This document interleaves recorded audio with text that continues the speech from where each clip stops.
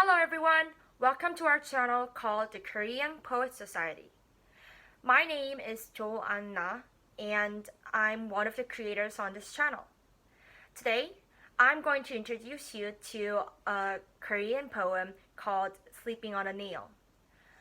This poem was written by a Korean poet called Na Hee-deok. I hope you enjoy! Before reading this, I would like to tell you that I will be reading the poem in Korean so that you can get a vivid notion how the poem sounds like in its native language. And there is, as you can see, an English translated version right next to the Korean version, so I think it will help you understand it more. Also, I wanted to add that I did the translations by myself because I couldn't find a decent translation on the internet. So, please understand if there's any mistakes or weird translations while reading this. Now, I will start reading the Korean version. 저 지붕 아래 제비집 너무도 작아. 갓 태어난 새끼들로만 가득 차고 어미는 둥지를 날개로 덮은 채 간신히 잠들었습니다. 바로 그 옆에 누가 박아놓았을까요? 못 하나.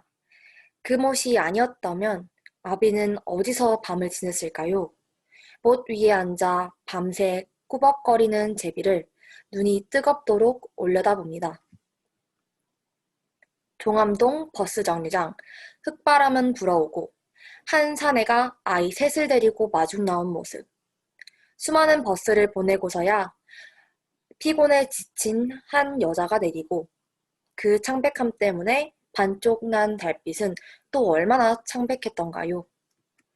아이들은 달려가 엄마의 옷자락을 잡고 제자리에 선 채 달빛을 좀 더 바라보던 그 마음을 오늘 밤은 알 것도 같습니다. 시럽을 호주머니에서 만져지던 때에 묻은 호두알은 쉽게 깨어지지 않고 그럴듯한 집 한 채 짓는 대신 못 하나 위에서 견디는 것으로 살아온 아비. 거리에선 아직도 흙바람이 몰려오나 봐요. 돌아오는 길 흐미한 달빛은 그런대로 식구들은 손잡은 그림자를 만들어주기도 했지만 그러기엔 골목이 너무 좁았고 늘 한 걸음 늦게 따라오던 아버지의 그림자, 그 꾸벅거림을 기억나게 하는 못 하나, 그 위에 잠. Hey guys! So, did you guys like the poem? I know I did, and I really do hope you guys did too. Even though my awful translation didn't help you any bit. But anyway, now I'm going to talk about the meaning the poem has. The poem proceeds with the observer looking up at the swallow's nest and looking at the father swallow who is standing on the nail next to them, which seems kind of tiring and difficult for him to do. And while the observer recalls a vivid memory of a man who seems very depressed by his situation, where he wasn't able to kind of help or support his family. But the author depicts this sorrowful scene in a very sentimental way so that we can actually understand what that situation is. And after she comes back to reality from her memories, she then truly understands what the swallow and the man had been going through. In one interview that I researched about, the poet says that this actual poem was based on her childhood experience. Her father was also poor and sometimes jobless, and though she didn't understand him and his distress, she understands now that he had been through all these adversities, and she truly felt sorry for him. So altogether, this is about a father's sacrificing attitude towards his family and showing how the poet understands the love of his parents. Moving on, now I'm going to talk about the author, Da Hei-deok. She's one of the most renowned woman poets of Korea.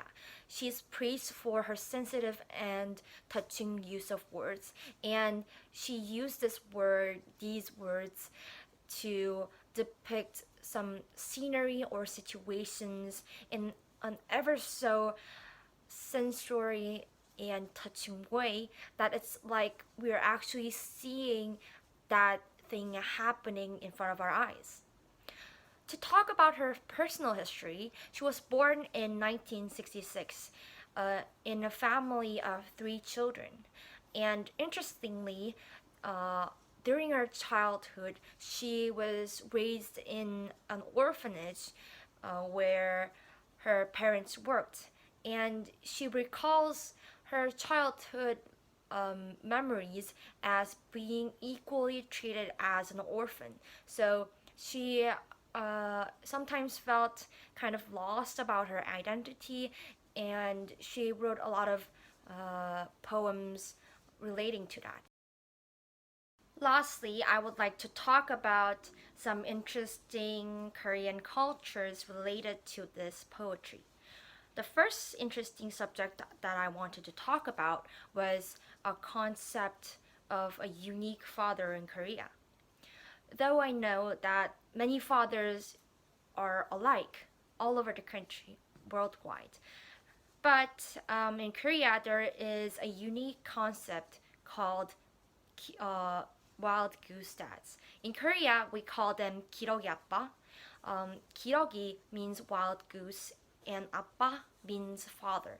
So we call them wild goose fathers because it's these wild goose are reckoned to be one of the most family dedicating birds in the bird species, and therefore they are the concept of wild goose fathers, or that the fathers are living apart from their remaining family and earning money to support them for medication or education. The second thing I want to talk about is of Korean traditional birds. I want to introduce two kinds of birds. The first one is swallows. The swallows that we've seen in the poetry. These swallows are called jebi in Korea. These birds are reckoned to symbolize good luck, and also they are loved by Korean people, so they appear in many traditional stories like Hungbo and Norbu. Second one is magpies. Magpies are called gatchi in Korean. They are also loved by Koreans, and they are quite common, commoner than the swallows, and so I see them a lot around my neighborhood. And these gatchis appear in many drawings that were drawn by commoners. So these kind of birds are very related to our culture, and I hope you could see them one day in your neighborhood too.